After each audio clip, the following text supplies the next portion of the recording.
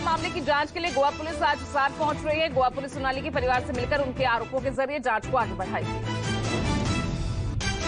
गोवा के सीएम प्रमोद सावंत ने सोनाली फोगाट हत्याकांड में चल रही जांच पर संतोष जताया। सीएम सावंत ने कहा कि हमने हरियाणा सरकार को 15 पन्नों की रिपोर्ट भेजी है। हरियाणा मुख्यमंत्री के लिए जो मैंने पहले कहा था कि कॉन्फिडेंशियल रिपोर्ट हमें उनको भेज देंगे, वो कॉन्फिडेंशियल रिपोर्ट हमने भेजा है। लेकिन I am satisfied with the investigation done by our police team. बहुत अच्छी तरह से इन्वेस्टिगेशन कर रहे हैं। पूरे सबको 5 लोगों को अरेस्ट। हरियाणा सरकार ने गोवा सरकार को पत्र लिखकर सोनाली फोगाट की मौत की सीबीआई जांच कराने की सिफारिश का अनुरोध किया। हरियाणा के गृह मंत्री अनिल विज ने सोमवार को ये जानकारी दी।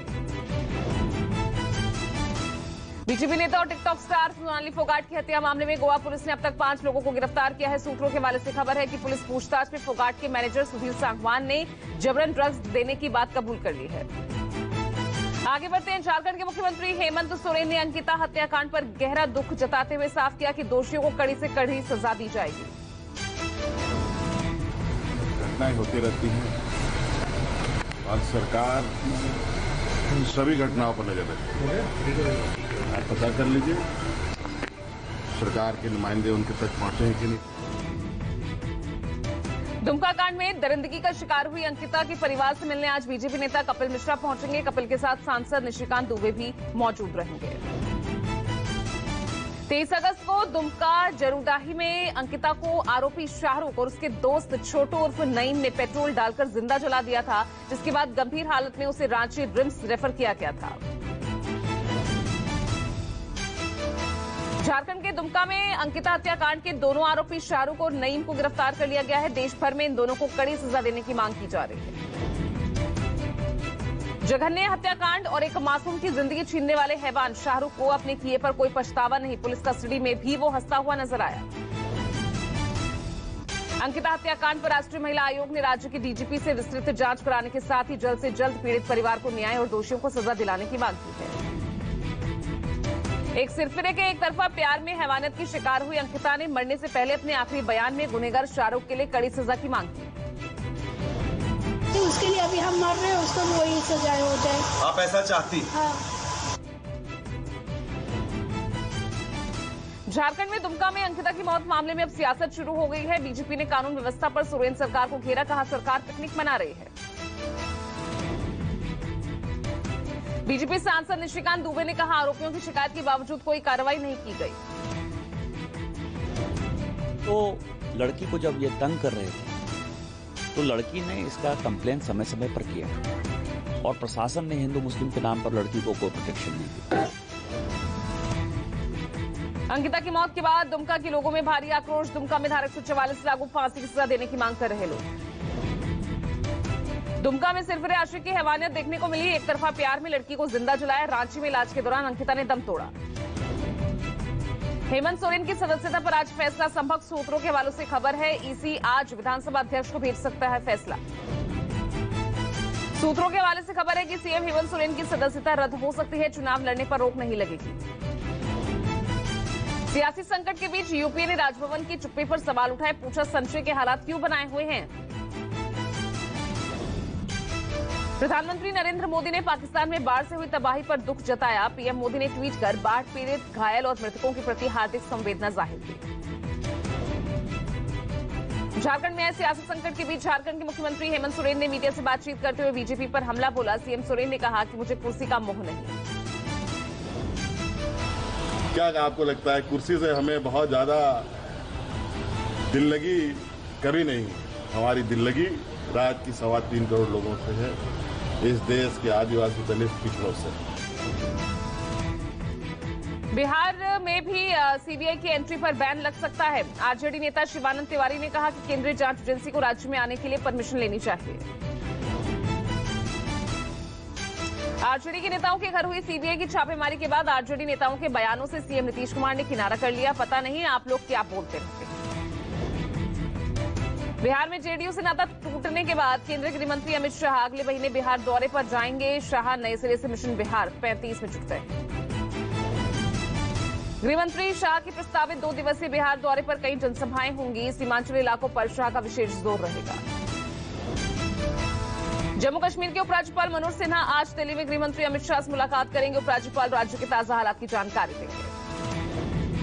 केंद्रीय गृह मंत्री अमित शाह आज दिल्ली पुलिस मुख्यालय जाएंगे। शाह G20 शिखर सम्मेलन की सुरक्षा तैयारियों की समीक्षा के साथ ही CWG में पदक जीतने वाले पुलिसकर्मियों को सम्मानित भी करेंगे।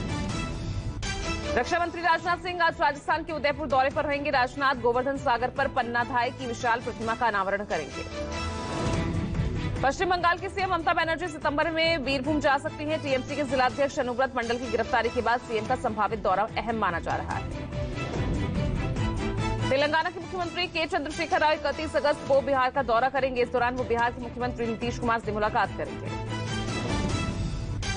पूर्व उप मुख्यमंत्री और बीजेपी सांसद सुशील मोदी ने बिहार के खान और भूतत्व मंत्री रामानंद यादव को लीगल नोटिस भेजा है। बीजेपी नेता ने कहा कि खेतान मार्केट और लोदीपुल मॉल में मेरी संलिप्तता साबित करें। बिहार के शिवहर से बीजेपी सांसद रमा देवी ने लालू यादव के परिवार पर बड़ा आरोप लगाया। उन्होंने कहा कि मेरे पति ब्रज बिहारी कहीं मुख्यमंत्री न बन जाएं।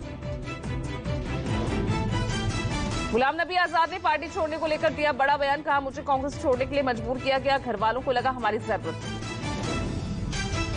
गुलाम नबी आजाद ने पीएम मोदी की तारीफ की। कहा, मैं पीएम मोदी का रुख समझता था लेकिन उन्होंने इंसानियत दिखाई। दिल्ली विधानसभा में आज सीएम केजरीवाल ने पेश किया प्रस्ताव, जो विश्वास प्रस्ताव था उस पर आज बहस होनी है। इससे पहले सोमवार को बीजेपी विधायकों के हंगामे की वजह से सदन की कार्यवाही स्थगित करनी पड़ी। विश्वास मत पेश करने से पहले सीएम केजरीवाल ने बीजेपी पर निशाना साधा। कहा, पूरा देश महंगाई से परेशान, हर चीज पर टैक्स से महंगाई बढ़ी। केजरीवाल ने सदन में कहा, बीजेपी ने 40 विधायकों को तोड़ने की कोशिश की, हमारे विधायकों को 20-20 करोड़ का ऑफर दिया गया। केजरीवाल ने कहा, हमारे सभी विधायक ईमानदार, operation lotus fail, operation lotus में 6300 करोड़ खर्च हुए। केंद्र सरकार पर हमला बोलते हुए केजरीवाल ने कहा, अब झारखंड में सरकार गिराने की तैयारी, अब तक की सबसे भ्रष्ट सरकार है मौजूदा केंद्र सरकार। दिल्ली में बीजेपी और आप के बीच जुबानी जंग तेज। बीजेपी ने केजरीवाल सरकार पर लगाया शिक्षा घोटाले का आरोप।